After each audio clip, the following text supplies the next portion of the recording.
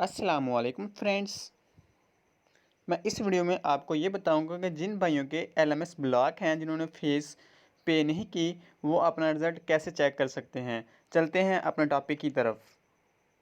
जैसा कि अपना स्टूडेंट आईडी और पासवर्ड लगाने के बाद अपना एलएमएस ओपन करें।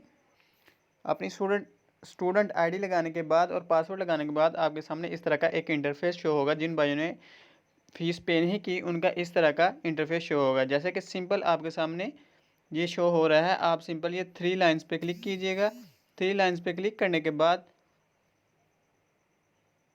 इस तरह आपके सामने इंटरफेस शो होगा। जैसे कि माय स्टडी स्कीम है, इसमें क्लिक कीजिएगा। इस पर क्लिक करने के बाद आपके सामने इस तरह का एक न्यू इंटरफेस शो होगा। जैसे कि आपके सामने आने वाला है, वेट कीजिएगा।